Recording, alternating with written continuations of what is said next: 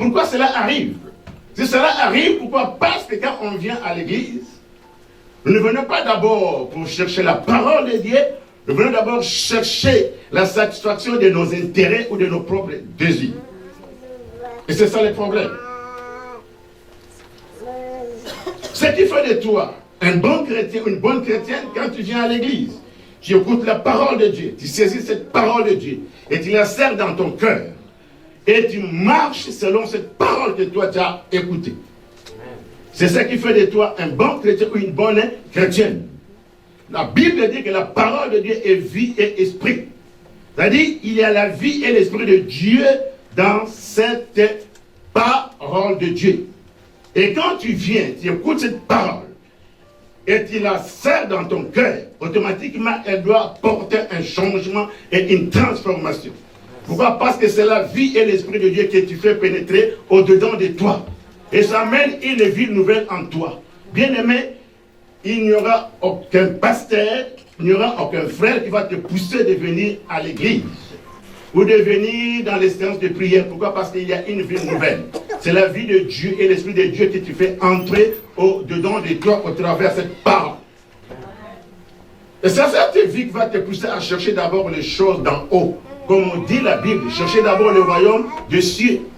Pourquoi? Parce qu'il y a une nouvelle vie en toi, c'est la vie de Dieu. C'est cette vie nouvelle qui va te pousser à abandonner les choses anciennes. Personne ne va te pousser à abandonner les péchés.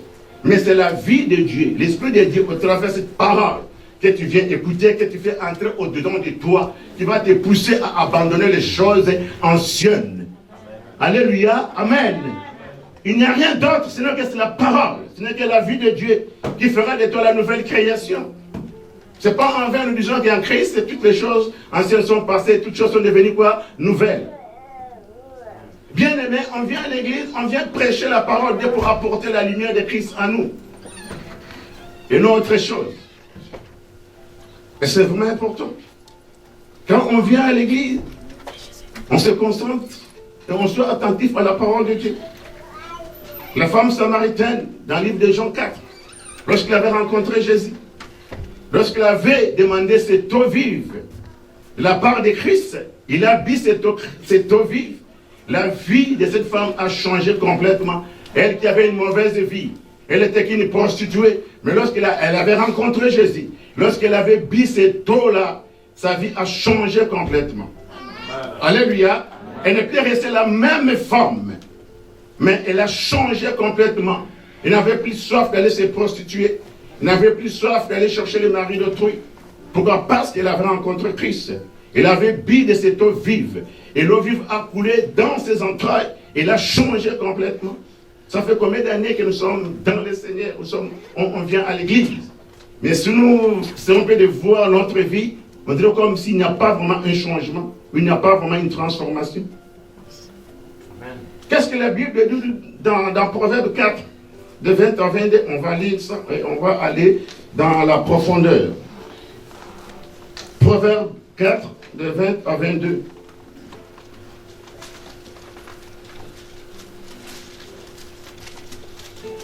Bien aimé, c'est très important. Quand tu viens à l'église, saisis la parole de Dieu, fais-les pénétrer dans ton cœur. Elle va apporter la lumière dans ta vie.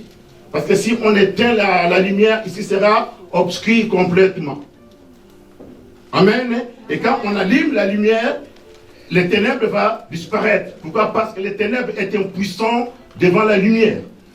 Et Christ nous a transportés dans son royaume des lumières. Mais il y a encore beaucoup de chrétiens qui veulent rester encore dans ce royaume des ténèbres. Quand la lumière de Christ pénètre en toi, ça chasse l'obscurité dans ta vie. C'est-à-dire les choses de caractère obscur vont être chassées. Pourquoi? Parce que la lumière pénètre au-dedans de toi. C'est-à-dire les critiques, les jalousies, la haine, la colère vont disparaître complètement. Parce que si on éteint la lumière, ici sera obscur. On va plus se voir. Mais quand on allume la lumière, éteint toute la lumière. Et vous allez voir. Ok. Vous voyez qu'il y a encore une obscurité. Mais quand on allume, les ténèbres disparaissent. Et c'est pareil pour la parole de Dieu. Quand elle pénètre en toi, elle apporte la lumière. Alléluia. La haine, la jalousie disparaissent. Les critiques vont disparaître complètement. Pourquoi? Parce que là, maintenant, tu as la lumière. Christ pénètre en toi, il va apporter la lumière dans ta vie. Il va chasser des choses, des caractères obscurs. Amen. Alors lisons la parole dans Proverbe 4, 20 à 22. Si je peux lire, lisez bien aimé, si tu as le temps, je peux lire. Mon fils, sois attentif à mes paroles. Mon fils, sois attentif à mes paroles. Prête l'oreille à mes discours. Qui ne s'éloignent pas de tes yeux. Garde-les dans les fonds de ton cœur. Car c'est la vie pour ceux qui les trouvent. La Bible dit, merci beaucoup bien aimé, car c'est la vie pour ceux qui les trouvent. Alléluia. Amen. On trouve quelque chose si on la cherche. Amen. On ne peut pas trouver quelque chose sans la chercher. Et souvent on cherche quelque chose qui est important. Alléluia, à notre égard, qui est vraiment important. Et c'est là qu'on va chercher la chose. Pourquoi? Parce que ça nous intéresse.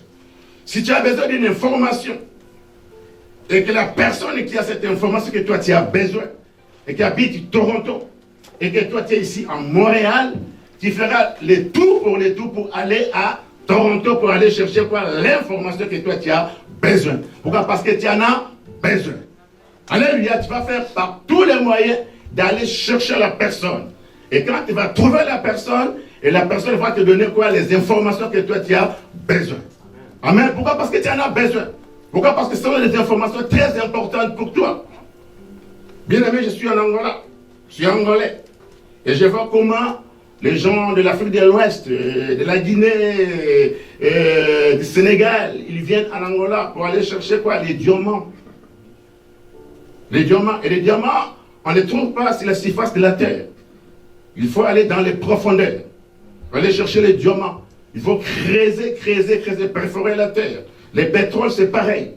Mais tellement sont des matières précieuses, importantes pour l'homme, l'homme fera tous les moyens pour creuser, pour aller dans les profondeurs, pour aller chercher les diamants, pour aller chercher quoi? Les pétroles. Alors, pourquoi? Parce qu'ils en ont besoin. Et ça vaut quoi? Ça vaut des millions de dollars. Quand tu as besoin de l'argent, tu vas chercher quoi? Un emploi. Quand tu trouves un emploi, à la fin, chaque 2 semaines, tu as quoi? La paix. Mais Dieu ne parle pas de dollars, il ne parle pas de diamants, il ne parle pas de pétrole. Il dit que c'est là qui trouve les diamants, les pétroles, c'est la vie. Non, Dieu ici parle de sa parole. Il dit que ceux qui trouvent la parole, trouvent quoi? La vie. Amen. Alléluia. Et la parole devient santé pour tous les corps. Amen. Rien n'a été créé sans la parole. C'est la parole qui a tout créé. La parole a créé les diamants, la parole a créé les pétroles. La parole, c'est Dieu. Et celui qui trouve Dieu à la vie, bien aimé. Amen. Et c'est ça que nous devons chercher d'abord. Parce que si la parole a tout créé, alors pourquoi je vais chercher d'abord les diamants avant la parole? Je dois d'abord chercher la parole, parce que je sais que si je trouve la parole, et la parole va me donner tout ce qui contribue à ma vie. Et je vais chercher la parole. Et c'est ça que Dieu dit. Dieu ne dit pas que c'est celui qui trouve le mariage, celui qui trouve les emplois, qui trouve les voitures, trouve la vie. Non, mais c'est la parole. Vous voyez l'importance de la parole de Dieu pour nous. Mais souvent, ce n'est pas ça que nous cherchons d'abord. Ce qui nous intéresse, ce sont les choses que nous n'allons même pas amener au ciel. Les choses qui vont rester ici sur cette terre. Souvent, on fait souvent le contraire. Et Dieu ce matin te dit, cherche d'abord la parole. Parce qu'elle est vie. Seulement pour ceux-là qui les trouvent. Elle est santé pour tous les corps. Elle est santé pour tous les corps. C'est-à-dire que si je dois chercher la parole, si je trouve la parole va contribuer à tous les facteurs qui me procurent quoi? La vie. Si nous respirons, au travers là, pourquoi? Parce que c'est Dieu qui a créé quoi? L'air que nous respirons. Les vêtements que toi tu as besoin, c'est la parole qu'il a créé. La nourriture, c'est la parole. La santé, c'est la parole. Non seulement elle va te procurer la vie, mais la santé pour tous les corps. Souvent nos Bibles dans le livre de Marc 25 à 29. La Bible parle d'une femme avec l'écoulement de sang. Cette femme avait cette perte de sang pendant 12 ans. Et ce n'était pas facile pour cette femme. Pendant 12 ans, elle avait l'écoulement de sang. Je crois que les mamans les savent. Alléluia, dis-toi, je parle. Pourquoi cette femme faisait tout pour retrouver sa santé. Bien aimé, si vous allez dans le livre de Lévitique, pour ceux qui lisent la Bible, Lévitique 15, à partir du verset 19. Ici, on parle de la loi de Moïse. Une femme qui a l'écoulement de sang est considérée comme impie. Toute chose qu'elle va toucher sont ou soit essuyées. Et les gens ont fui cette femme. La famille avait abandonné cette femme. Pourquoi? Parce qu'elle était considérée comme impie dans la société juive. Cette femme a tout fait pour retrouver sa santé. Elle a consulté les médecins. Il a consulté les traditionnels. Mais il n'y a rien qui avait marché. Et les médecins l'ont abandonné. Il dit, écoutez, madame, ton cas est un cas désespéré. On l'a renvoyée chez elle. Dans son désespoir. Un jour, elle avait entendu parler de la parole. Quelqu'un est venu la prêcher, ou lui prêcher la parole. Elle a entendu la parole de Dieu. Bien aimé, elle n'est pas restée chez elle à la maison, comme font les autres. Son malade, il reste chez elle à la maison. La femme n'a pas dit, écoutez, je vais rester chez moi à la maison et attendre la mort. Elle a entendu la parole de Dieu. Elle a considéré cette parole. Elle l'a saisie. Elle l'a serrée dans son cœur. Elle n'est pas restée chez elle, mais elle est quoi? Elle est sortie à la recherche de qui? À la recherche de Jésus. Et la Bible dit, dans Jérémie 29, 13, vous me chercherez et vous me trouverez si vous me cherchez de tout votre cœur. Cette femme, dans son désespoir, elle a quitté sa résidence, sa maison. Elle est allée à la recherche de qui? De Jésus. Alors qu'il y avait une foule, c'était un obstacle. Mais tellement elle était décidée à retrouver sa santé, elle n'a même pas vu cet obstacle-là. Elle s'est approchée devant Jésus. Par derrière. Elle va toucher quoi? Une partie des bouts du vêtement de Jésus. Et la force, l'onction qui était en Jésus était sortie. Et directement a neutralisé quoi? La maladie qui était dans cette femme. Cette femme était guérie automatiquement à l'instant. Cette femme était en contact avec la parole. Alléluia. L'onction et la puissance de la parole a neutralisé complètement la maladie. Amen. C'est que Christ a vu les cœurs de cette femme assoiffée, qui avait faim de lui. Et c'est ainsi que Christ s'est laissé toucher par cette femme. Est-ce que nous avons la faim et la soif de la parole de Dieu? Parce que Christ veut voir la faim et la soif de sa parole dans nos cœurs. Bien aimé, si la parole a tout créé, la parole est capable de recréer, bien aimé. De recréer ton organe qui est abîmé, ton organe qui est défectué. Cette femme avait quelque chose abîmé dans son corps. Mais lorsqu'elle avait reçu la parole, lorsqu'elle était en contact avec la parole, l'onction, la puissance de la parole a neutralisé l'écoulement du sang qui était dans cette femme. Bien aimé, quand il reçoit la parole, et quand il la serre dans ton cœur, et que cette parole entre au-dedans de toi, elle va chasser la maladie, elle va chasser les cancers, elle va chasser les sida, elle va chasser les inquiétudes, elle va chasser la dépression, elle va amener la paix, la joie, la santé. Alléluia, c'est ça que la parole dit. Non seulement elle est vie, mais elle est aussi santé pour tous les corps. Et cette femme a retrouvé quoi? Sa santé. Elle qui était malade, parce qu'elle était en contact avec la parole. Elle a fait pénétrer la parole de Dieu en elle. Et lorsque la parole est entrée en elle, la parole a chassé la maladie, a neutralisé la maladie et elle a retrouvé quoi? Sa santé. Amen. Bien aimé, la parole de Dieu, la parole de Dieu entre partout, pénètre partout. N'a pas de limites. Mais les médicaments ont des limites. Il y a des endroits où les médicaments ne peuvent même pas pénétrer.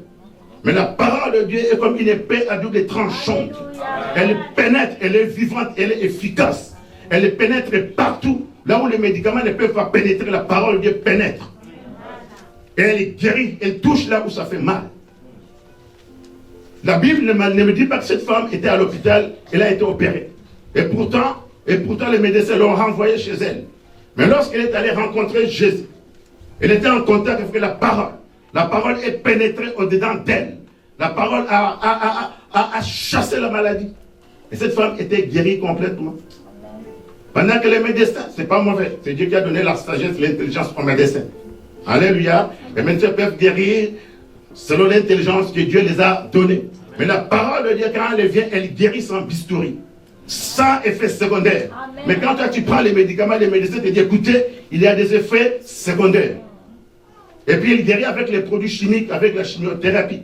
Mais la parole de Dieu, quand elle vient, quand elle guérit sans effet secondaire. Oh yes. Sans les produits chimiques, sans la chimiothérapie, sans bistouri, sans anesthésie. Elle vient, elle pénètre, puis elle guérit. Amen. Amen. Oh bien-aimé, accroche-toi à la parole. Sois toujours en contact avec la parole. Ouvrons la Bible dans Jean 1er. Jean 1er, 12.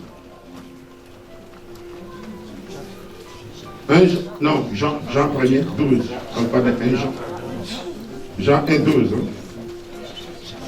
Je suis portugais. Je parle portugais. Amen. Entendez comme vous allez entendre.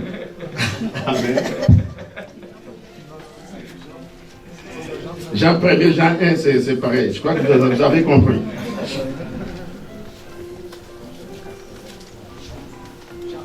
Jean 1er, Jean 1,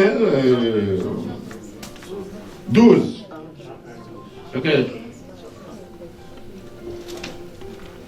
Mais à tous ceux qui l'ont reçu, à ceux qui croient en son nom, il a donné le pouvoir de devenir enfants de Dieu, lesquels sont nés non du sang, ni de la volonté de la chair, ni de la volonté de l'homme, mais de Dieu. Si je reviens dans le verset 12, mais à tous ceux qui l'ont reçu, à ceux qui croient en son nom, il a donné. Elle, c'est quoi? C'est qui? C'est la parole. Les pouvoirs. C'est-à-dire que dans cette parole, il y a des pouvoirs. Cette parole que nous négligeons, cette parole que nous méprisons, c'est-à-dire dans cette parole, il y a un pouvoir.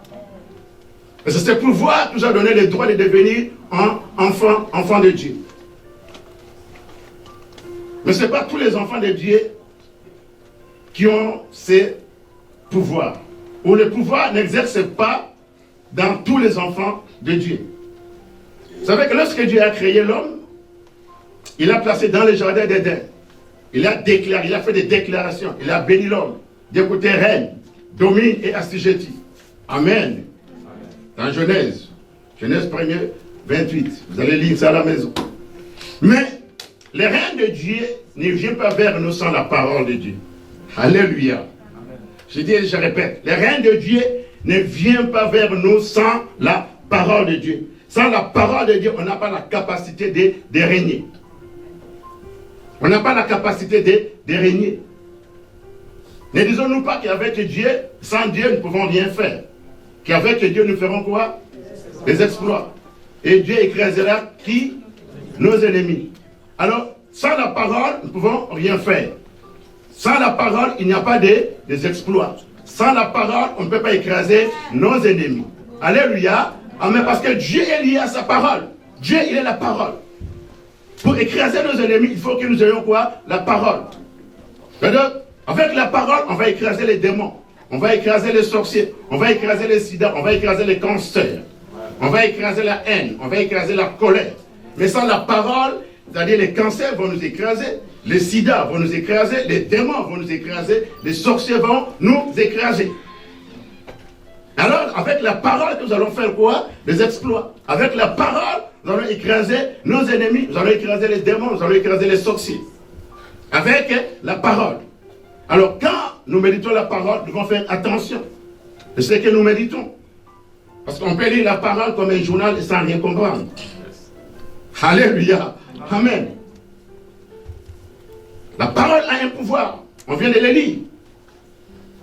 Il a un pouvoir extraordinaire dans la parole. C'est ce pouvoir qui a fait de nous des enfants de Dieu. Oui. Mais ce pouvoir, il y a des fois, il y a des enfants de Dieu que ce pouvoir n'exerce pas. Pourquoi je l'ai dit? Vous savez pourquoi? Vous savez que la Bible dit dans Romains 9, dans Romains 10, verset 9. Romains 10, verset 9. Si vous confessez Christ est Seigneur, et si vous croyez de tout votre cœur C'est-à-dire, vous confessez Christ est Seigneur et vous croyez de tout votre cœur. C'est-à-dire, il y a des choses. On confesse et puis on croit. Avant même de confesser, il faut d'abord croire où? Dans notre cœur. Alors, si vous confessez, pourquoi? Parce qu'on peut confesser et ne pas croire en la parole de Dieu. Alléluia. Je dis bien, on peut confesser la parole de Dieu et ne pas croire en cette parole de Dieu. Parce que croire, ça veut dire quoi? Tu viens, tu écoutes la parole de Dieu, tu saisis la parole de Dieu et tu fais textuellement ce que la parole de Dieu te dit de faire. Et là, tu crois en cette parole.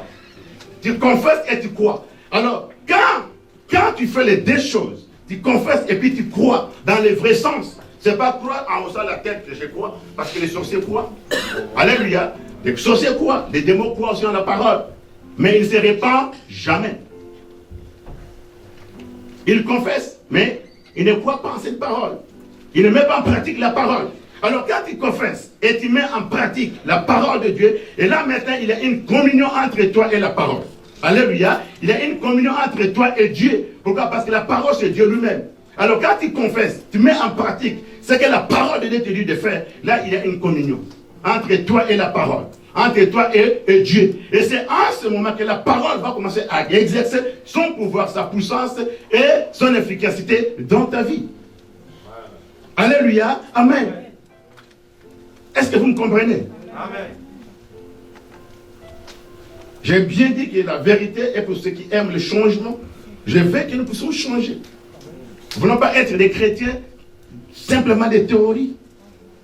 Parce que ça, là, ça devient comme des slogans pour les chrétiens. Je suis la tête, je suis le premier, on ne voit rien. Je suis riche, mais on ne voit rien de cette richesse. C'est pour ça, notre bien-aimé a dit que dans Éphésiens 1:3, que Dieu nous a déjà bénis de toutes les bénédictions dans les lieux célestes. C'est les passés, ce n'est pas les futurs et les présents, mais Dieu nous a déjà bénis. Dieu nous a déjà bénis. Ouais, donc il faut croire en cette parole. Et quand tu crois, quand tu confesses, tu crois en cette parole. Et là, il y a une communion entre toi et la parole. Entre toi et Dieu, parce que Dieu est lié à sa parole. Et c'est en ce moment que l'onction, la puissance et le pouvoir de cette parole va commencer à exercer dans ta vie. Bien aimé, quand tu as le pouvoir, bien aimé, tu as tout. Le pouvoir amène la richesse. Le pouvoir amène la popularité. Quand tu as le pouvoir, tu parles, les gens vont t'obéir. C'est parce que vous ne comprenez pas l'essence du pouvoir. En Afrique, il y a des dictateurs en Afrique, non? Il y a des dictateurs, les présidents africains, la majorité sont des dictateurs. Pourquoi? Parce qu'ils ont les pouvoirs. Avec les pouvoirs, ils font tout ce qu'ils veulent. Amen. Je ne sais pas si toi tu es exilé politique. Pourquoi? Parce qu'ils sont capables de donner 24 heures aux opposants politiques. Ils disent, dans 24 heures, tu quittes les pays, je ne vais pas te voir dans ces pays. Et ces gens sont obligés de quitter. Alléluia. Pourquoi? Parce qu'il y a quelqu'un qui a le pouvoir, qui lui a donné 24 heures de quitter. Ça, c'est le pouvoir.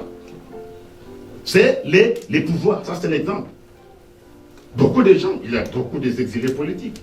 Pourquoi? Parce que pour leur vie sont en danger. Pourquoi? Parce que les dictateurs africains les ont expulsés du pays. Alors, pour que leur vie ne soit pas en danger, ils vont quitter. Ils vont quitter l'Afrique pour venir aux États-Unis, pour venir en Amérique, je ne sais pas, en Europe. Pourquoi? Parce qu'à cause du pouvoir. Il y a beaucoup de présidents africains qui étaient pauvres. Et dès qu'ils ont pris le pouvoir, aujourd'hui, ils ont de la richesse. Ils ont de la popularité. Quand ils parlent, les gens écoutent et obéissent.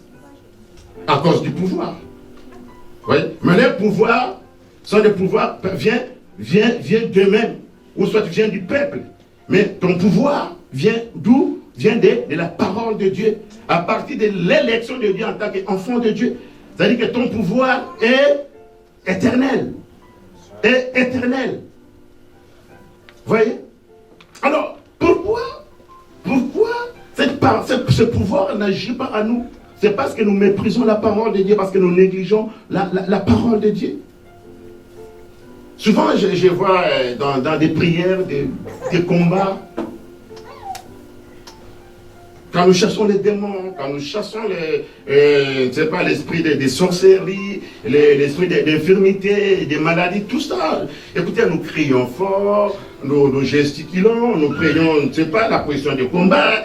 Il y a des gens, des fois ils prennent, je ne sais pas quoi, les kalachnikovs, ils disent pas de démonstration, je te dis au nom de Jésus. Ce n'est pas parce que nous crions fort, ce n'est pas parce que nous gesticulons, ce n'est pas parce que nous prenons une position de combat et que les démons, que les sorciers vont fuir. Non, bien-aimés. Si les démons ne vont pas fuir, c'est parce que nous crions fort. C'est parce que nous gesticulons. C'est parce que nous faisons au nom de Jésus. Qu'ils vont mourir, qu'ils vont partir, qu'ils vont fuir. Non. Les démons, les sorciers, l'esprit d'infirmité partiront. Bien-aimés, si nous avons le pouvoir sur eux. Si nous avons l'onction et la puissance sur eux. Et ces pouvoirs, cette puissance, cette onction vient de la parole de Dieu. Alléluia. Amen. C'est pas parce que nous crions fort. Crier trop fort n'est pas synonyme de puissance, n'est pas synonyme de force. Je vais vous donner un exemple. Un président de la République, tellement qu'il a son pouvoir, il appelle un opposant, il ne va même pas là-bas. Il écrit seulement une lettre. Il allez donner à X de quitter le pays. La personne va quitter ou non. Parce que s'il ne quitte pas, il sait lui-même ce qui l'attend. Alléluia. Est-ce que le président criait fort? Est-ce qu'il est allé les rencontrer? Non. Il a seulement délégué quelqu'un, dit qu'il parle à M. X, qu'il quitte le pays dans 24 heures. Même pas 24 heures, 8 heures du temps, la personne fait ses valises directement où? Au Canada. Il dit, écoutez, ma vie est en danger. Vous comprenez? Pourquoi? Parce qu'il y a quelqu'un qui a les pouvoirs. Vous voyez l'essence du pouvoir. Et toi, tu as les pouvoirs. Tu n'as pas besoin de crier devant un démon. Ton pouvoir vient de Dieu, qui est au-dessus de tout pouvoir, provenant de la parole de Dieu. Tu n'as pas besoin de crier. Tu n'as pas besoin de gesticuler, de faire... On fait des heures et des heures à chasser les démons, à chasser l'esprit d'infirmité. Est-ce qu'ils partent? Est-ce qu'ils sont chassés définitivement? Tu pries, tu cries ici, à l'église, ou dans des églises. Mais quand tu rentres chez toi la nuit, tu commences à crier. Ah! Mais pourtant, tu les as chassés à l'église. Tu les as chassés où? À l'église. Et les démons te disent, ok, je t'attends à la maison la nuit.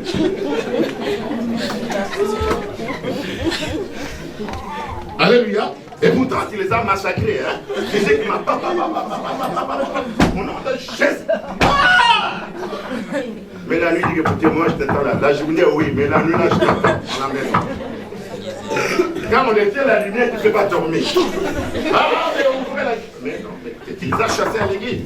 Mais ils attendent la nuit chez toi à la maison. On vous dit de crier, prenez la position, prenez toutes sortes de positions. C'est pas ça. C'est pas ça qui vont chasser les démons. Allons dans les textes, allons, ouvrons dans les Actes 19. Nous allons voir ça. Actes 19.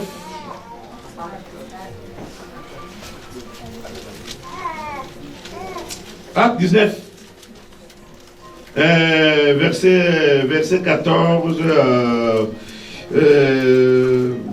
C'est pas 19. Et si on parle de cette fils de Séba, Séba était un sacrificateur de l'église d'Éphèse, à cause du temps. Et ses fils, ils méprisaient la parole de Dieu. Ils étaient dans le péché. Ils sont allés s'aventurer dans une maison pour chasser un démon. Alors, arrivés dans cette maison, écoutez, ils sont entrés.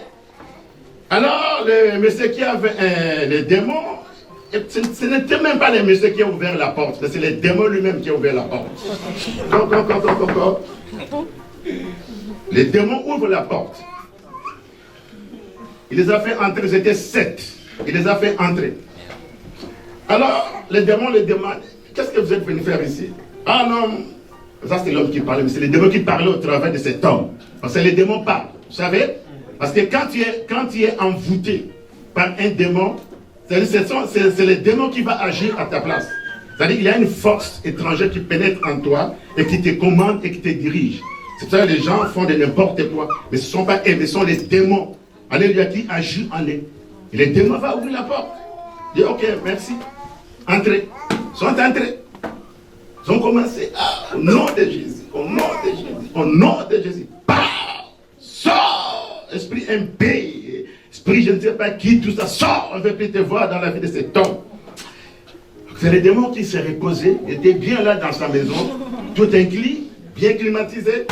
Vous savez que les démons, des fois, quand ils pénètrent dans la vie des gens, quand c'est tout inclus, ils ne sortent jamais, ils n'aiment pas sortir. Ils restent là. Tout inclus, parfait. Ouais. Alors, ces jours-là, ces gens sont venus. Voilà, bien climatisés avec tapis. Oh, écoutez, ils sont venus les démons qui se reposaient très bien. Commencez à, au nom de Jésus, au nom de Jésus, quitte ce corps, sors au nom de Jésus. Papa, sors! Le démon dit, écoutez, vous me châtiez tellement trop, je me repose, il y a trop de bruit. Écoute, il se réveille, il les regarde. Ces gens disent que non, ces gens n'ont pas la marque de Christ. Écoutez, il va fermer la porte. Il ferme la porte. Il a commencé à les rosser. À les rosser, à les rosser. Il les a enlevé les vêtements. Il les a laissés tout nus. Il ouvre la porte, il dit qu'elle est maintenant partez. Moi, je ne connais pas. Je connais Christ, mais vous, vous êtes qui? La Bible dit qu'ils sont sortis en débandant. Tout nus. Et toute la ville les a vus courir tout nus. Pourquoi? Parce qu'ils étaient dans les péchés. Ils méprisaient la parole de Dieu. En eux, il n'y avait pas la parole. C'est la raison pour laquelle les démons, les sorciers, n'ont pas peur de nous, n'ont pas peur de nos prières. Alléluia. On chasse, on chasse, on chasse. On chasse, on est fatigué, on transpire. Mais les démons sont toujours là, les sorciers sont toujours là. Frère, je vous parle la réalité. Je veux qu'on retourne dans la parole. Si tu es là ce matin, écoute-moi. Retourne dans la parole, tout est dans la parole. Tout est dans la parole. Ouvrons la Bible dans Luc 8.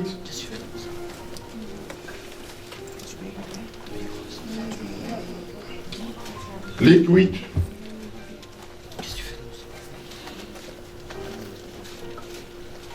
« 28-29. Je serai bref. Ayant vu Jésus, il poussa un cri. Ayant vu Jésus, il poussa un cri. Se jeta à ses pieds et dit d'une voix forte, qu'y a-t-il entre moi et toi, Jésus, fils de Dieu très haut? Je t'en supplie, ne me tourmente pas, car Jésus commandait à l'esprit impie de sortir de cet homme, dont ils s'étaient emparés depuis longtemps. On les gardait liés de chaînes, les fers aux pieds. Mais il y rompait les liens et il était entraîné par les démons dans le désert. Si on parle de ce fou des Gadara qui a trouvé son refuge, sa maison dans des cimetières. Mais la Bible dit les démons qui étaient dans cet homme, c'était une légion de démons. Lorsqu'ils ont aperçu Jésus, pas proche mais de loin, et même les démons tremblaient. Les démons faisaient quoi? Les démons tremblaient. Est-ce que Jésus a crié? Est-ce que Jésus a crié? Jésus a gesticulé? Jésus était la parole. Alléluia. Lui-même était la parole. En lui, il y avait quoi? La parole. Les démons, ils ont vu la parole. De loin, seulement de loin, ils tremblaient, les démons. Et même, ils tremblaient. Ils tremblaient. Sans que Jésus crie. Sans que Jésus prie. Mais ils tremblaient. Et ils ont demandé à Jésus de les jeter où? Dans les pourceaux. Vous voyez la différence? Amen. Ça a pris combien de temps pour Jésus de chasser ces démons? Même pas une minute. Mais c'est eux-mêmes qui ont demandé. Alors pourquoi on fait des heures et des heures à prier, à prier, à prier? Et les démons ne partent pas. C'est ça la raison, bien aimé. Parce que nous méprisons la parole. On a lu tout à l'heure dans Proverbe 4, de 20 à 22.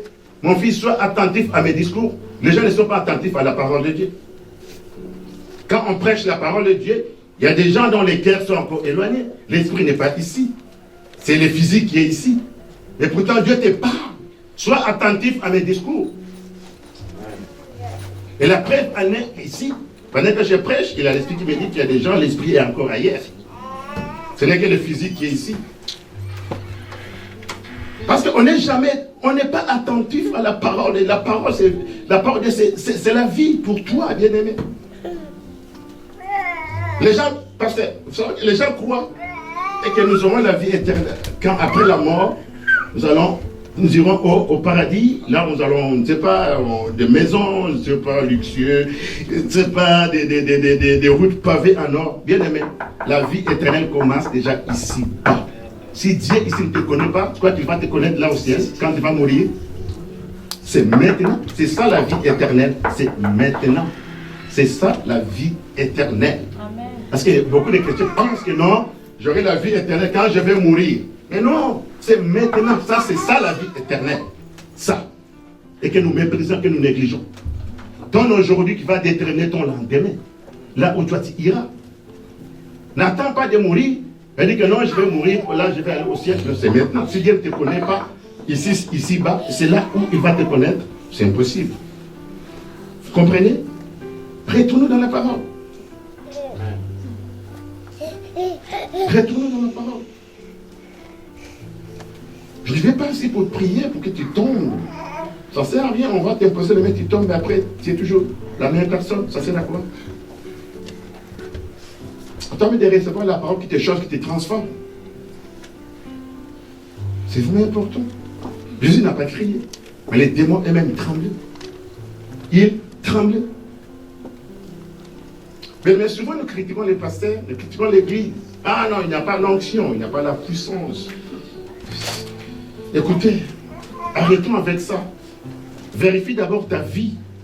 Est-ce que je crains Dieu? Est-ce que je marche selon la parole de Dieu? Même Jésus, il avait l'onction, il avait la puissance. Mais dans sa propre vie, il n'a rien fait. Pourquoi? Parce que les gens méprisaient Jésus. On les méprisait. Il rendait la parole inefficace, impuissant. Lui-même, Jésus, la parole, il avait l'onction, la puissance. Mais dans sa propre vie, il n'a rien fait. C'est ça que Nathanaël disait. Dans Jean, je ne sais pas, Jean 1er ou Jean 1, 46. Est-ce qu'il y a quelque chose de bon à Nazareth? Est-ce qu'il y a quelque chose de bon à Nazareth? Ça, c'est Nathanaël. Il disait ça dans Jean 1er, 46. Déjà, il méprisait déjà l'homme de Dieu. Il méprisait Jésus. Quand tu méprises quelqu'un, comment tu peux avoir confiance dans sa parole? C'est impossible. Et quand vous méprisez votre pasteur, l'homme que Dieu a envoyé pour vous prêcher la parole, quand vous négligez un envoyé du président dans votre pays, vous croyez que le président viendra dans votre pays? Alléluia. Je vous parle la vérité.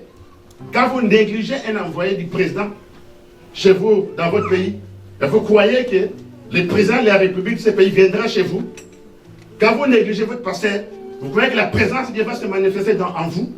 Mais non. Alléluia. Et c'est très important, bien aimé. Il faut le comprendre. Il faut le comprendre. Dieu veut voir sa parole. Dans ton cœur, dans mon cœur. Il veut voir sa parole dans ton cœur et dans mon cœur. Pourquoi? Parce que le cœur est cette partie de l'âme qui a la capacité de dire oui ou non. De décider.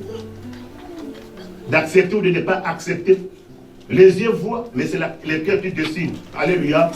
Amen. Quand quelqu'un vient te draguer, vous les femmes, un exemple, dans le monde, quand un homme vient te draguer, il vient, tu vas l'observer par les yeux, non?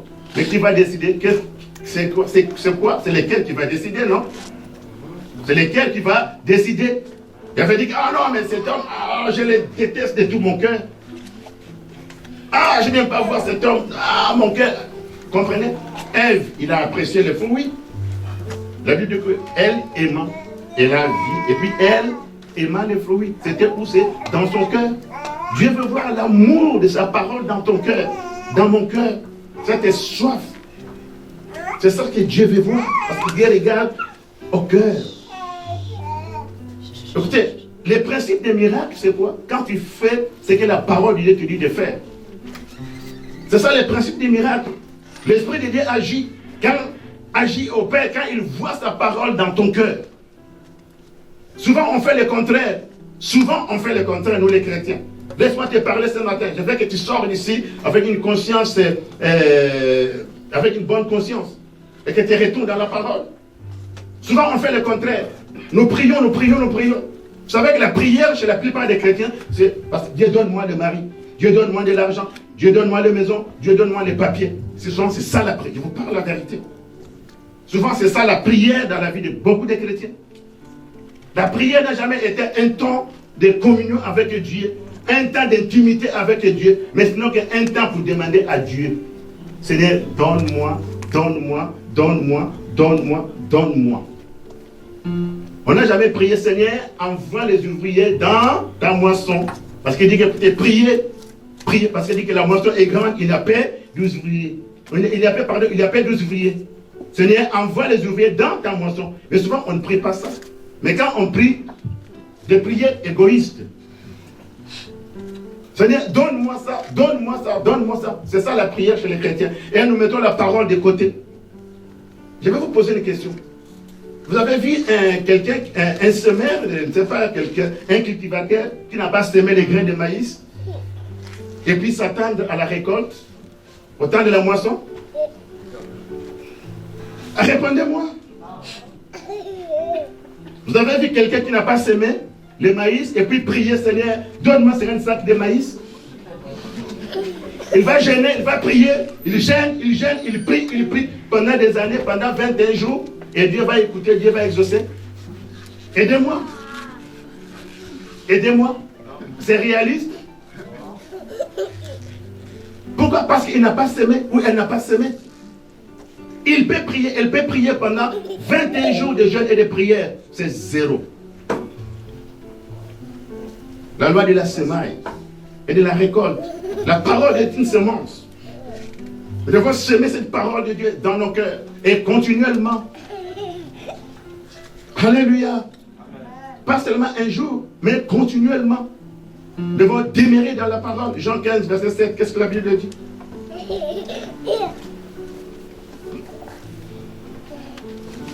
Jean 15, 7.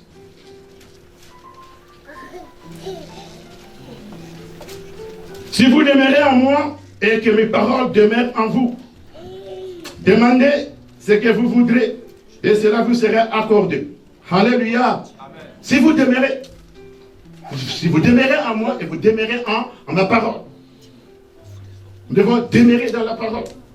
Bien aimé, une semence ne peut être transformée si elle n'est pas jetée et demeurée dans la terre.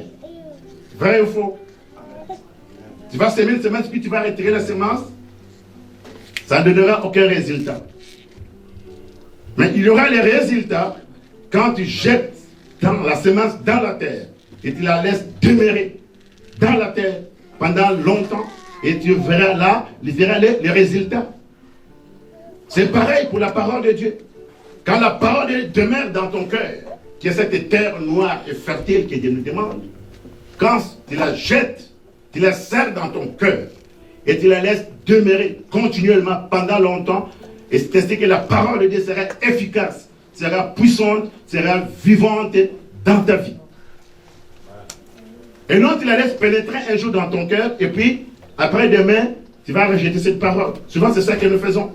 Aujourd'hui, tu es chrétien, tu respectes la parole, tu marches dans la crainte de Dieu, tu fais ce que la parole de Dieu te dit. 2 jours après, tu retombes encore dans les mêmes habitudes. Là, tu rends inefficace la parole. Mais Dieu dit que nous devons demeurer. Demeurer en moi et demeurer dans ma parole. Et demander tout ce que vous voudrez. La parole est claire ici. Dieu veut voir sa parole dans ton cœur. Dieu est lié à sa parole. Jérémie 1,12. Il veille sur sa parole pour l'exécuter. Jérémie 1er, 12. Dieu le dit clairement. Il veille sur sa parole. Donc Dieu, il veille sur sa parole. Il veut voir sa parole dans ton cœur. C'est très important, bien aimé.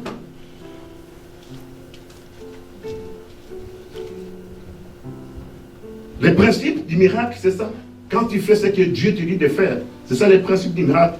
Je ne parle pas seulement de la délivrance ou de la guérison, mais les miracles dans tous les aspects de ta vie. Dans ton foyer, dans ta vie, dans ta famille, dans tes études, dans ton lieu de travail, dans tes finances, dans tes projets, dans ta vie de tous les jours.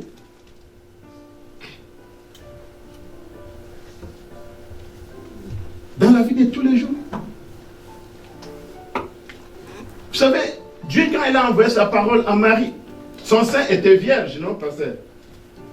Mais lorsque la parole est venue, lorsque les anges ont transporté la parole chez Marie, lorsque Marie a accepté cette parole de Dieu, il a saisi, il a serré dans son cœur, la parole est devenue le petit Jésus. Vrai ou faux? Vrai ou faux? Dans le ventre de qui? De Marie. Son sein était vierge. Mais lorsque Dieu a envoyé sa parole au travers les anges ont amené la parole vers Marie. Marie a accepté cette parole. Elle a crié en cette parole. Elle l'a serrée dans son cœur. Cette parole est venue quoi? Est devenue chair. C'est pour ça qu'on dit que Jésus, la parole faite est chair. Dans le ventre, dans le sein de Marie. Marie avait la grâce. Vous pouvez dire que non, Marie avait la grâce. Oui, Marie avait la grâce. Mais la Bible dit quoi? Elle était qui? Elle était une vierge femme. Et elle était avec Joseph, mais elle était encore vierge. C'est-à-dire que c'était une femme qui craignait Dieu. Alléluia. Une femme qui marchait selon la parole de Dieu. Elle était vierge, elle craignait Dieu. Bien aimé, la grâce agit dans la vie de la personne qui fait ce que la parole lui dit de faire. Alléluia. Parce que la grâce nous donne la capacité de mettre en pratique la parole de Dieu. Nous sommes dans un nouveau régime, dans la nouvelle dispensation, au temps de la grâce. Et la grâce ne veut pas dire marcher comme on veut, non. Parce que dans l'ancien temps, les gens n'avaient pas la grâce, ils n'avaient pas le Saint-Esprit. Vous voyez? Ils n'avaient pas cette capacité de mettre en pratique la parole. Mais nous avons la grâce parce que dans notre temps, il y a le Saint-Esprit qui nous donne quoi? Les capacités de mettre en pratique quoi? La parole de Dieu. Parce que c'est lui qui nous convainc quoi? Des péchés, non? Jean 16, 8. C'est pas vrai? Il nous convainc des péchés. Donc il a une conscience en nous, au travers de l'Esprit de Dieu. Parce que dans l'Esprit de Dieu, il a quoi? Il a la communion, il a la conscience, il a l'intuition. Et la communion joue un rôle très important d'un policier. Tu veux faire quelque chose, le Saint-Esprit te dit, écoutez, ne fais pas ça, c'est mauvais. Mais souvent, on s'entête. On ne laisse pas le Saint-Esprit nous guider, nous conduire. Vous comprenez? Nous sommes au temps de la grâce. Et dans cette grâce, il y a la capacité pour mettre en pratique la parole de Dieu. Or, dans l'ancien temps, ils ne pouvaient pas mettre la parole de Dieu en pratique. Pourquoi? Parce que c'était la loi dictée, la loi condamnée. La loi n'avait pas les moyens nécessaires pour donner à ces gens, pour mettre en pratique la parole. C'est pour cela que la Bible dit dans Romains 3, 23, tous ont péché et sont privés de la gloire de Dieu. Dans ces tous-là, il y avait toi et moi, et les pasteurs, tout le monde, les prophètes, et je ne sais pas qui tout consort. Mais grâce à Dieu, lorsque Jésus est venu, il a accompli la loi que toi et moi ne pouvons pas accomplir. Mais Jésus, il a accompli la loi à notre place. Lorsqu'il est parti, il dit que je ne vous laisserai pas seuls, mais je vous enverrai les consolateurs, les Saint-Esprit. Paul disait, j'ai pris tout pour celui qui me fortifie. Paul était capable, pourquoi? Parce que le Saint-Esprit était en lui. S'il était capable de tout faire, parce qu'à lui, il avait le Saint-Esprit. Et c'est le même Saint-Esprit qui est aujourd'hui, qui agit maintenant sur cette terre. Amen. Écoutez, si Dieu te dit, fais ça, mon frère, fais ça, ma soeur, fais. Si Dieu te dit, ne fais pas ça, ne fais pas ça. Si Dieu te dit, paye la dîme, donne ton offrande. À la fin, tu vas glorifier Dieu. Alléluia. Quand Dieu te dit, fais ça, fais bien aimé, c'est pour ton avantage. Parce que Dieu ne va pas te décevoir. Et Dieu n'a jamais déçu personne. Quand il te dit, fais ça, fais ça. Tu cherches un emploi, tu as l'emploi, tu pries, Dieu t'a donné un emploi. Et là, maintenant, Dieu te demande la dîme, tu fais les calculs.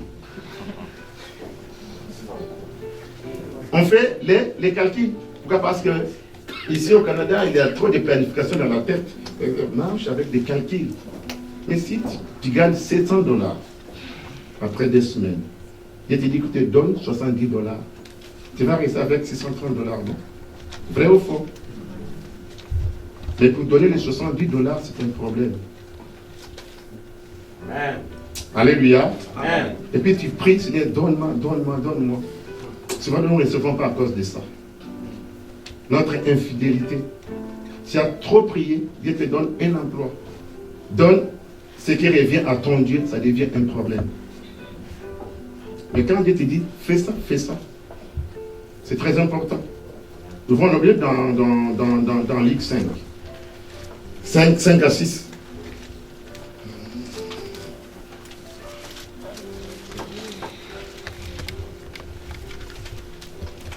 Luc 5, 6, s'il vous plaît. On va abréger le message parce qu'on n'a pas assez de temps. Luc 5, 5, 6. Ici, la Bible parle de qui? De Pierre. Pierre avec ses collègues. 5. Simon lui répondit, Maître, nous avons travaillé toute la nuit sans rien prendre. Mais si ta parole, je jetterai les filets. Amen. Si ta parole, je jetterai les filets. Là, c'est Jésus qui parle à Pierre. Écoutez, avance dans les profondeurs. Et puis jette les filets. Et pourtant, toute la nuit, Pierre et ses collègues n'ont rien attrapé. Parce que Pierre et ses collègues vivaient des poissons. Ils étaient des pros dans la pêche. Mais cette nuit-là, ils n'ont rien pêché. Ils étaient tellement tristes. Pendant qu'ils avaient les filets au bord de la mer, je vis à côté de la mer, à 5 minutes à côté de la plage. Moi, je suis en Afrique, en Angola. Je vois tout le monde qui vient à la plage. Ils passent devant moi. Et je vois les pêcheurs quand ils vont pêcher. Après la pêche, ils vont commencer à laver les filets. Et Pierre, avec ses collègues, il avait quoi? Les filets. Mais ils étaient tellement tristes. Jésus, après avoir prêché, il renvoya la foule. Il va s'approcher devant Pierre et ses collègues. Ils étaient tellement tristes parce que Jésus voyait la tristesse de ces gens.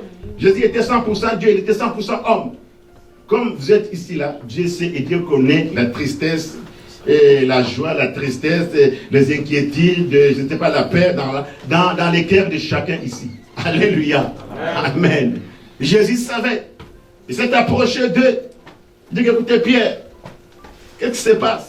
Ah non, écoutez, ça fait toute la nuit, on a pêché, mais on n'a rien attrapé. Jésus dit, écoutez, monte dans la barque. Écoutez, allez un peu dans les profondeurs. Jette les filets. Pierre, il dit quoi? Si ta parole, je ferai quoi? Je jetterai. Fais ce qu'il vous dit de faire. Je dis bien que fais ce qu'il vous dit de faire. Fais ce que la parole te dit de faire. Et tu auras les résultats.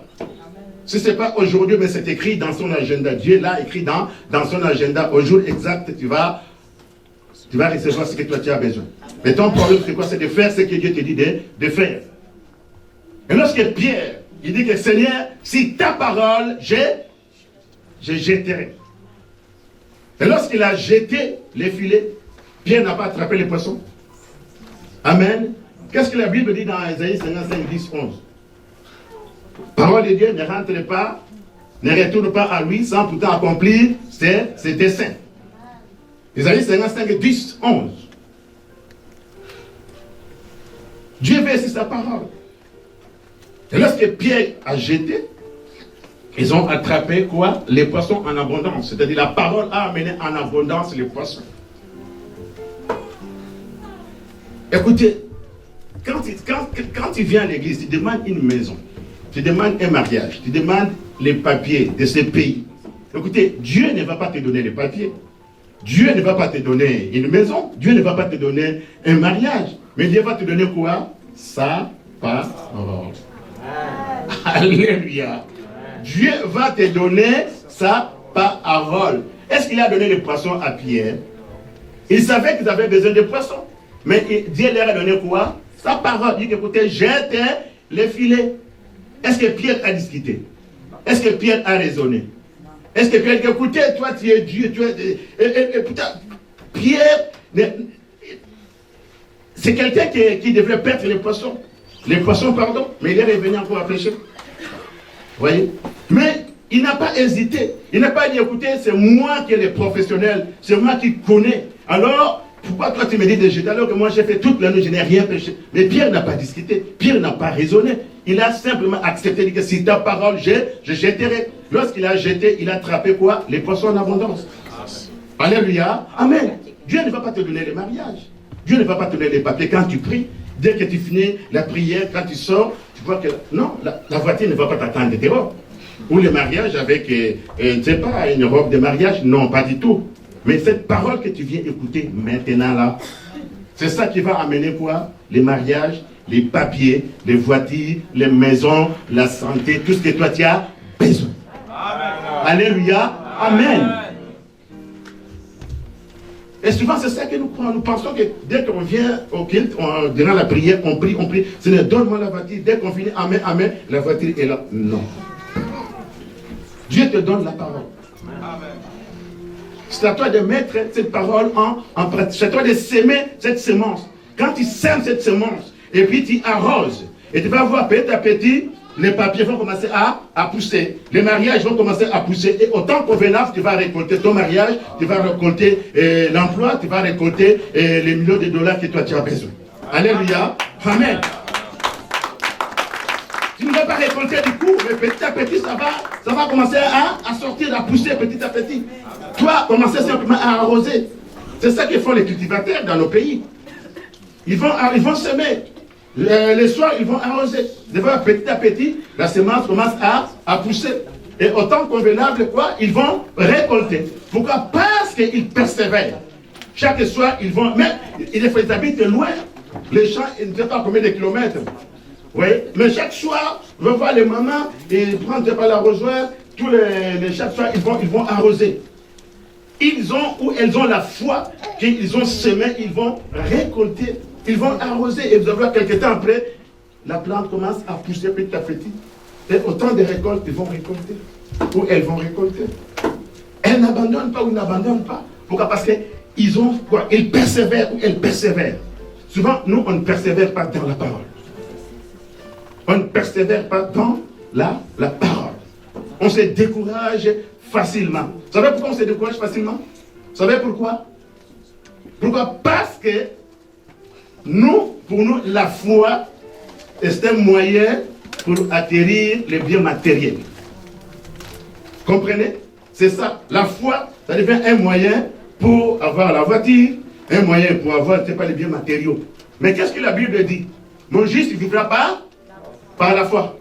Amen. Hébreux 10, 38. Donc la foi doit être un mode de vie. Et non un moyen pour lequel on obtient les choses. Et quand la foi demeure toujours un moyen pour obtenir les choses, quand tu fais un an et que tu n'as pas la chose que toi tu as besoin, ça va te décourager. Ça va te fatiguer. Pourquoi? Parce que la foi pour toi est un moyen pour recevoir une voiture, pour avoir je ne sais pas quoi et quoi. Mais quand la foi devient un mode de vie, peu importe les problèmes, peu importe la situation, tu vas persévérer. Alléluia. Quand tu les deux pieds sur terre, parce que la foi est un mode de vie. Et c'est ça que les pasteurs, que les serviteurs qui nous ont précédés, ils vivaient par la foi. Mesdames, ils ont enduré des problèmes et des situations, mais ils n'ont pas abandonné le Seigneur. Ils ont persévéré. Ils ont persévéré. Pourquoi? Parce que la foi était un mode de vie pour eux. Bien aimé, que la foi soit un mode de vie pour toi. Amen. Ayez confiance en cette parole. Parce que Dieu ne ment jamais. Il n'est pas le fils d'un homme. Il n'est pas un homme pour mentir, ni le fils d'un homme pour se repentir. Mais il est Dieu. Et il verse sa parole pour l'exécuter. Et ce matin, il dit que fais ce qu'il t'a dit. Dans les prédications, Dieu te parle. Dans les visions, dans les rêves, dans des paroles particulières qu'il t'a adressées. Fais ce qu'il t'a dit de faire. Et tu verras les résultats. Alléluia. Est-ce que tu me comprends ce matin? Je veux qu'on retourne dans la parole. Non, bien aimé, aujourd'hui, bien aimé, parce que aujourd'hui, les gens courent derrière les manifestations spirituelles. Ah, parce que quand on entend un prophète qui est venu dans la vie, tout le monde court. Ah, parce que là, parce qu'il y aurait des miracles, il y aurait des prophéties. La véritable prophétie, c'est la parole. Tout est dans la parole de Dieu. Bien aimé, toutes les manifestations spirituelles ne viennent pas de Dieu. Vous comprenez ce que je vous dis? Aimez une église où on vous prêche la vérité. Il y a des églises qui prêchent des messages de flatterie. Vous savez pourquoi? Parce qu'ils ont besoin de l'argent. Ils ont besoin d'argent. Ils vont vous prophétiser des mensonges. Et puis à la fin du concert, amène une enveloppe de $500. Mais on t'a prophétisé. Tu n'as plus le courage de nier, de dire écoutez, on m'a prophétisé que je peux marier dans une semaine. Toi qui cherches le mariage, et puis on te prophétise, écoutez, ma sœur, dans une semaine, tu vas te marier. Et puis à la fin, il dit écoutez, amène une enveloppe de $500. Est-ce que tu vas résister? On t'a déjà prophétisé dans une semaine, tu vas te marier. Avec cet engouement-là de mariage, écoutez, tu vas aller changer, tu sais pas, s'il y a un guichet automatique là, tu vas courir, tu vas aller changer pour, c'est pas $500. Et tu vas venir donner. Comprenez? Toutes les manifestations spirituelles ne viennent pas de Dieu. Pharaon a fait en Égypte. Dieu va renvoyer Moïse, dit allez en Égypte, je te donne la verge. Quand tu arrives devant Pharaon, frappez la verge. Moïse a frappé devant Pharaon. Qui était sorti? Ce n'est pas les serpents. Et qu'est-ce que Pharaon a fait? Il a appelé quoi? Ces magiciens, non? Ils n'ont pas fait les mêmes miracles. Les serpents ne sont pas sortis. Les serpents ne sont pas sortis. Pharaon l'a fait. C'était des magiciens, non? Alors nous devons discerner les tons, les derniers tons. Il y aura des faux docteurs, des fausses prophéties. Tu as besoin de la parole, bien-aimé. Tu as besoin de la parole. Faites ce qu'il vous dira. Dans le livre de Jean 2, 5. Là, on parle de Jésus à la fête des noces. À la fête des noces. Jésus était invité dans cette fête. Mais la famille avait un problème. On va bientôt finir. La famille avait un problème. C'était quoi? La famille avait un problème. C'était quoi? La famille manquait quoi? Les vins. La famille manquait les vins. Jésus était là. Jésus était là.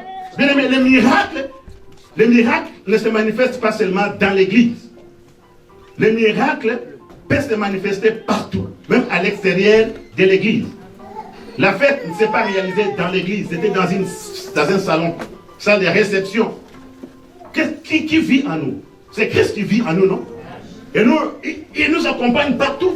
C'est-à-dire que même dans le bus, donc Christ peut opérer les miracles. Alléluia, pourquoi? Parce qu'il vit en nous, il faisait des miracles. Même dans la forêt équatoriale, il peut faire les miracles. Pourquoi? Parce qu'on l'accompagne partout. Il vit en nous. Quand tu te déplaces avec Christ, non, il faisait des miracles. Non seulement à l'église. Non. Et tu as ses pouvoirs, tu as l'onction, tu as la puissance. Qu'est-ce que Christ a dit? Vous imposerez les mains sur les malades, non? Alléluia. Vous imposerez les mains sur les malades seront guéris. Donc tu as ces pouvoirs-là. Tu as cette onction-là. Ce n'est pas seulement le pasteur Clément qui va vous imposer les mains. Non, toi tu peux imposer les mains sur les malades. Même si tu n'as pas ces dons-là, mais Dieu l'a dit.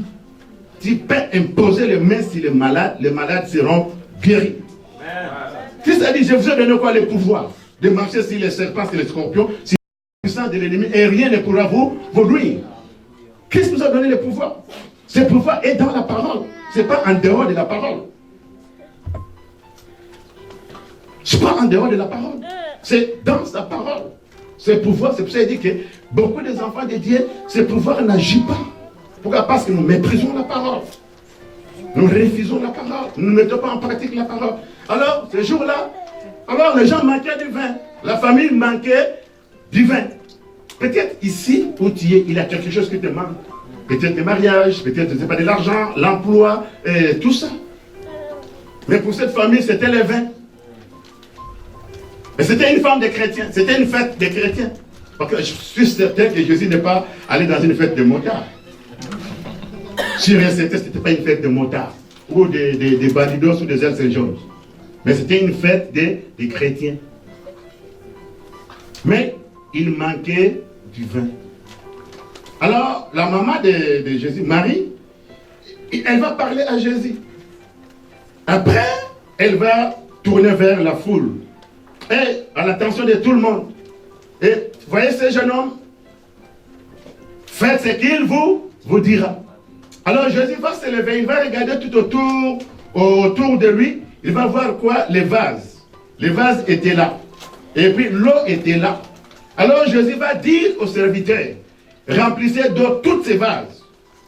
Remplissez d'eau toutes ces vases qui sont ici aux alentours. Et apporter toutes ces vases, c'est l'ordonnateur, c'est-à-dire le maître de la cérémonie. Alors les gens ne faisaient que faire ce que Jésus leur disait de faire. Ils remplissaient toutes les vases. Toutes les vases. Ils remplissaient toutes les vases d'eau. Ils apportaient toutes les vases remplis d'eau chez le maître de cérémonie. Alors, lorsque toutes les vases étaient remplis, amenés chez le maître de cérémonie, alors que le maître de cérémonie, l'ordonnateur, lorsqu'il a goûté l'eau, et l'eau était transformée en vin. C'est-à-dire que les miracles a eu lieu ou se manifesté lorsque toutes les vases étaient remplis d'eau, étaient arrivés chez le maître des cérémonies. Et lorsque le maître des cérémonies a goûté, et c'est là où l'eau était transformée en vin. Alléluia. Jésus ne faisait que quoi? Parler. Et les gens faisaient quoi? Faire ce que Jésus disait de faire. Et les miracles n'ont pas eu lieu. C'est ça le principe des miracles. C'est de faire ce que la parole de Dieu te dit de faire. Amen. Alléluia. Dieu ne va pas te décevoir.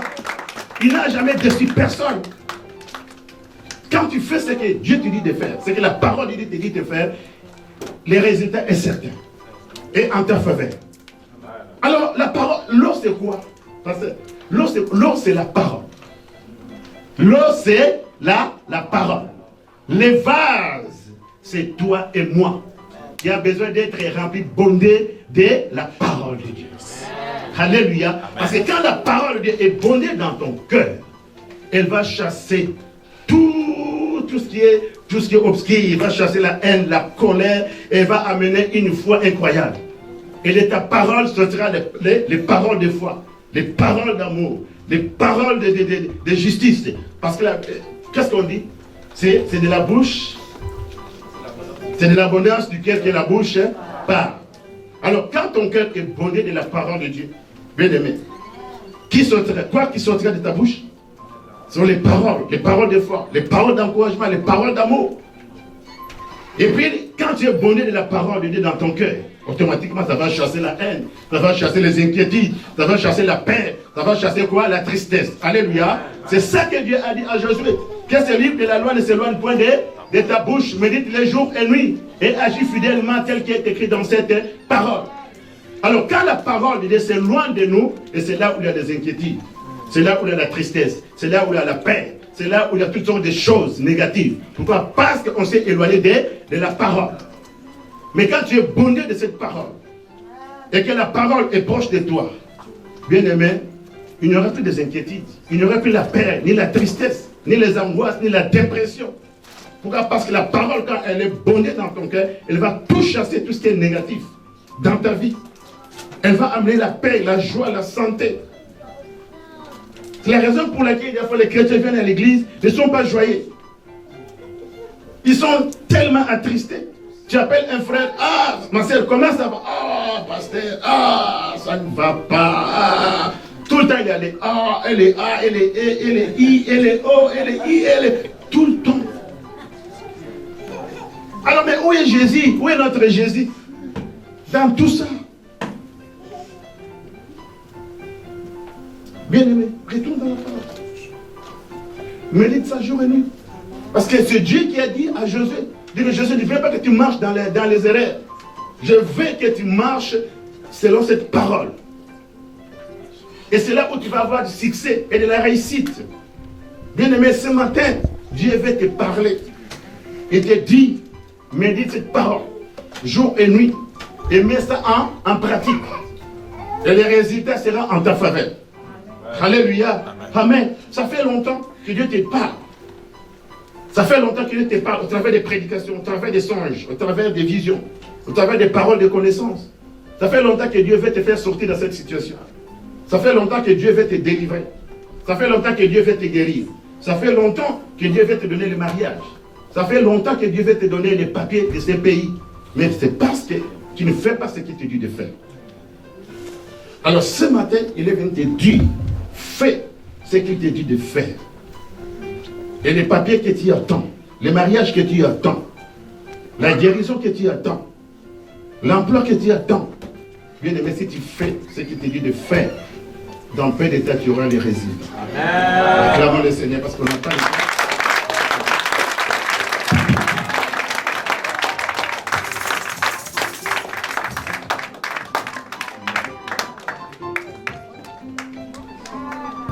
Amen. Alors on va se lever de loin, s'il vous plaît.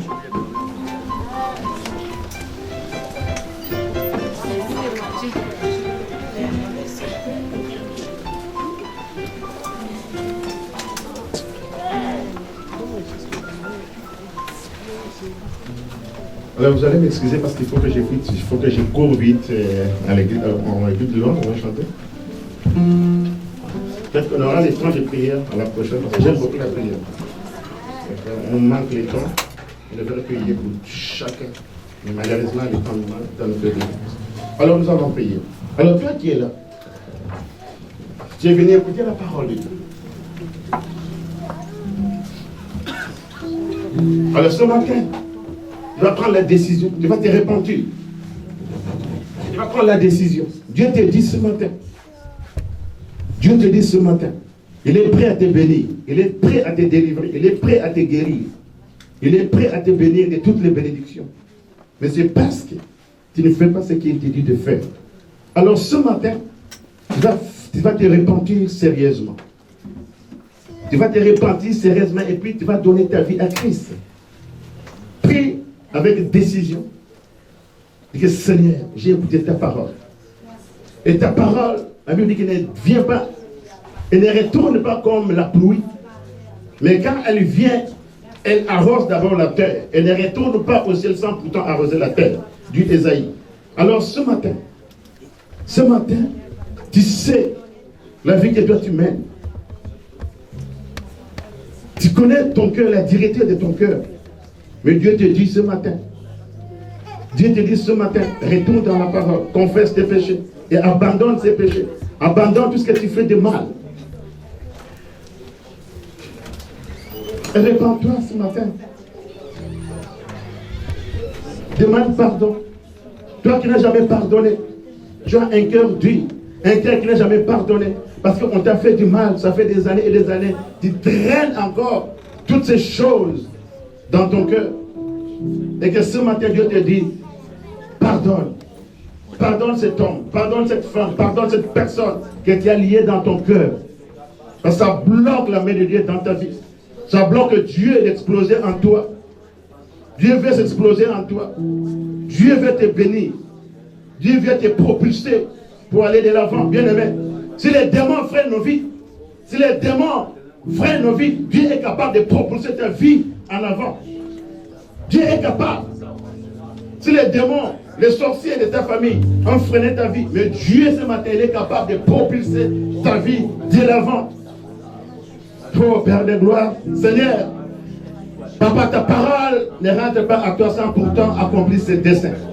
Seigneur, ce matin, oh Père de gloire, Seigneur, que personne ne rentre tel qu'il est venu, Seigneur. Père, c'est avec foi et confiance, et que ce matin, Seigneur, et que nous venions, Père de gloire, vers toi. Et tu as dit dans ta parole, venez à moi, oui, Père, ce matin. Seigneur, nous avons fait confiance à toi. Et nous sommes venus ce matin vers toi. Père, je te prie, Seigneur. Je te demande, ô Père de gloire, c'est dans le nom puissant de Jésus. Seigneur, Père, de mettre fin, Seigneur, Père, à tout esprit, ô Père de gloire. Seigneur, Père, qui nous pousse, ô Père de gloire, Seigneur, à désobéir, Seigneur, ta parole. Oh Papa, je me tiens devant toi, Seigneur. Et je prie, Seigneur, je demande, Seigneur, par l'action et par la puissance qui est dans ta parole, c'est de briser, Seigneur, tout esprit d'incrédulité, de briser, Seigneur, Père, tout esprit de désobéissance. Je me lève, Seigneur, contre toute influence négative, Père, venant de l'ennemi, venant des démons, venant des sorciers, venant du monde des ténèbres, Père, Seigneur, qui pousse, Père, ton peuple, Seigneur, de ne pas obéir à ta parole, de ne pas mettre en pratique ta parole. Je neutralise, Père, cet esprit de désobéissance. Je neutralise cet esprit d'aveuglement. Je neutralise cet esprit, Seigneur, de ténèbres. Père, Seigneur, dans ce lit, dans la vie de ton peuple. Seigneur, dans le nom puissant de Jésus. Seigneur, tu as dit, selon ce que tu dis dans ta parole, L'Esprit du Seigneur est sur moi. Il m'a oint au Père de gloire. Ce n'est pour annoncer, ce n'est pas la bonne nouvelle. Pour rendre libre les captifs. Ce n'est Père, je brise, Papa, toute captivité. Je brise au Père de gloire. Papa, ce n'est pas toute captivité. Ce n'est pas dans la vie de ton peuple. Celui qui est captif ou celle qui est captive, Père de l'ennemi. Ce n'est qu'elle sorte. Qu'il sort, Père, de cette captivité, Seigneur. Père, dans le nom puissant de Jésus. Dans le nom puissant de Jésus. Père, je prends autorité. Papa, contre tout esprit de manque de pardon, l'esprit de colère, l'esprit de haine, de jalousie. Père, dans le nom puissant de Jésus. Dans le nom puissant de Jésus. Ce n'est dans le nom puissant de Jésus. Je prends autorité, Seigneur. Je prends autorité. Oui, c'est le délivre ton peuple, Seigneur. Que cette parole, peuple, amène un changement. Que cette parole amène une transformation. Que cette parole, Père, amène un renouveau spirituel, Seigneur, dans la vie de ton peuple, Seigneur. Je m'oppose, Père de gloire, à tout esprit qui n'est pas de toi. Seigneur, Père d'enseigner, dans la vie de ton peuple, Seigneur. Père, je m'oppose, Seigneur, Père, à toute captivité, Seigneur. Je proclame la liberté, Seigneur. Je proclame la liberté. Que ton peuple, Seigneur, Père,